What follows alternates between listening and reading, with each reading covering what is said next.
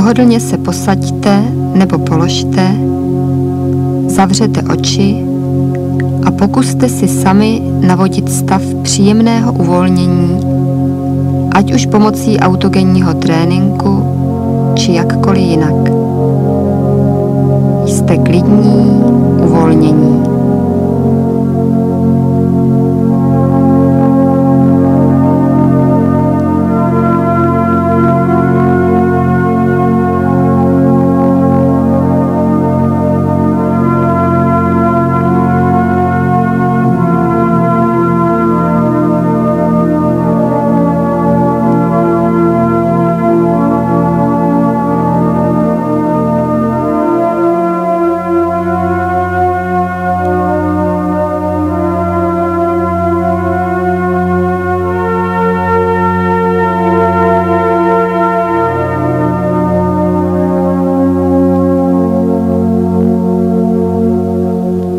Nyní si pokuste vybavit co nejživěji situaci, kterou vám popíši, jako byste ji opravdu prožívali.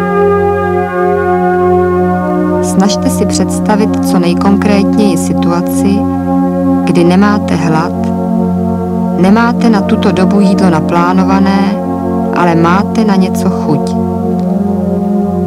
Třeba si vybavíte, jak jste doma, je pohoda, klid a díváte se na televizi nebo čtete knihu a máte na něco chuť. Někdo si vybaví situaci, kdy je rozčilený, rozzlobili ho děti, manžel nebo kdokoliv jiný a on má pocit, že jeho jediným přítelem je v tuto chvíli jídlo. Jiný dělá nějakou práci, která ho nebaví a jedinou omluvou pro její přerušení je výlet do kuchyně. Vybavte si nyní co nejkonkrétněji se všemi detaily tu situaci, která vás někdy provokuje k jídlu, aniž máte hlad. Představte si to co nejživěji, jako byste se v této situaci opravdu nacházeli.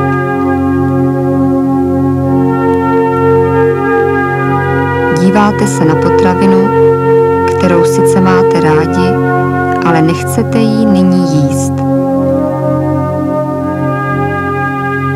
Víte, že její snědení oddaluje vaše hubnutí.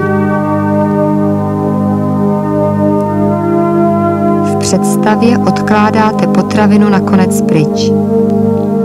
Uvědomujete si, že tuto potravinu vůbec k svému životu nepotřebujete, že toto jídlo je pro vaše tělo jedem. Tělo je váš přítel a vy si ho musíte chránit.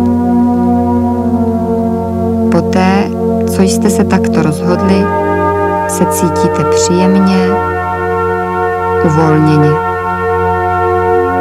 Zmocňuje se vás pocit vyrovnanosti, poddáváte se zcela příjemnému klidu. Jste na sebe hrdi, že jste se ovládli, že se dovedete kontrolovat, že vy jste pánem situace, vy ovládáte jídlo a ne jídlo vás.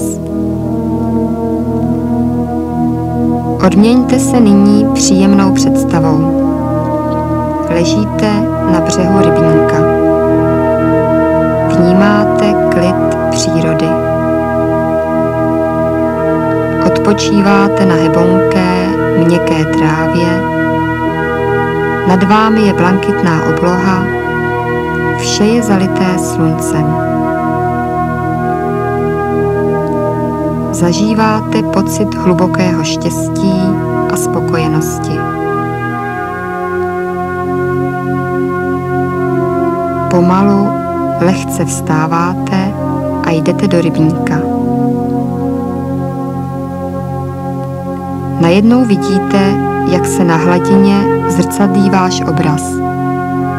Vidíte se stále zřetelněji a zřetelněji. Důkladně si prohlížíte své tělo od hlavy až k patě. Pozorujete se zepředu, ze strany, ze zadu. Vidíte, že již nyní máte pěkně vyhlížející tělo. Je nutné ho ještě zbavit břemena přebytečné váhy, kterou musíte nosit. Máte rádi své tělo, milujete ho, protože víte, že vy sami jste jeho tvůrcem. A vy máte dostatek síly a sebeovládání, abyste ho dotvořili tak, že budete úplně spokojeni.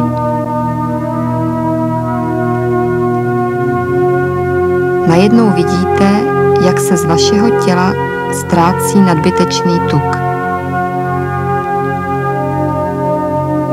Postupně mizí nadbytečný tuk z vašeho těla.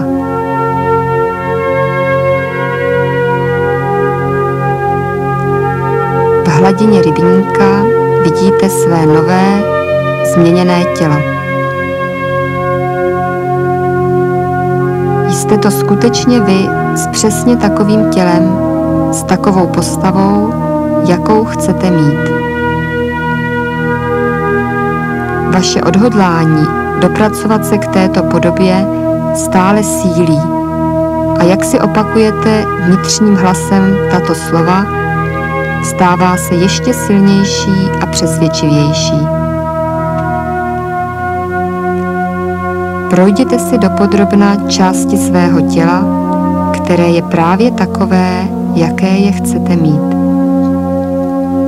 V hladině rybníka vidíte zřetelně svůj obličej, krk, hruď, prsa, paže,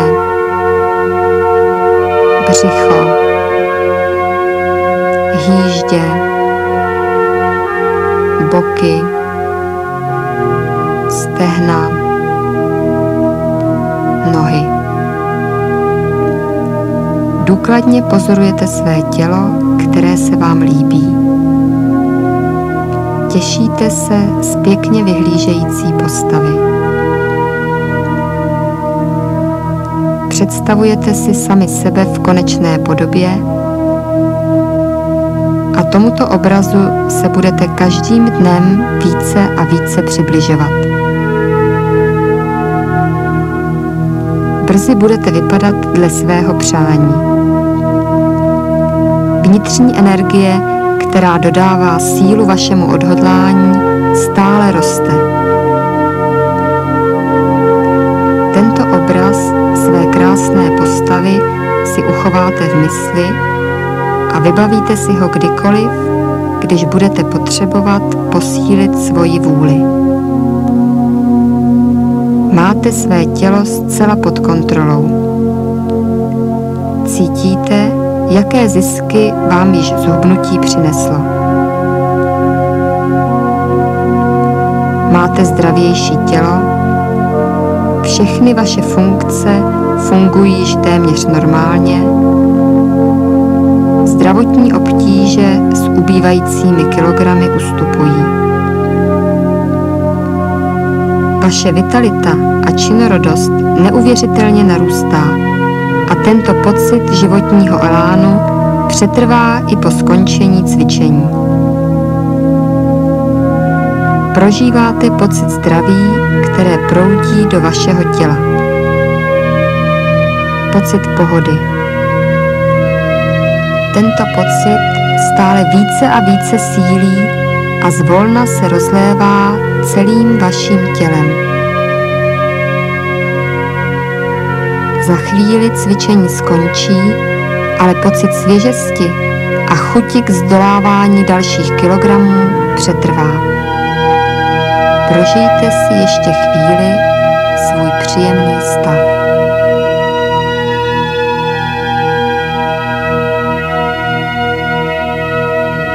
Cvičení pomalu končí. Můžete se zhluboka nadechnout, vydechnout, otevřete oči. Několikrát si energicky ohněte a napněte ruce a nohy a příjemně si protáhněte celé tělo.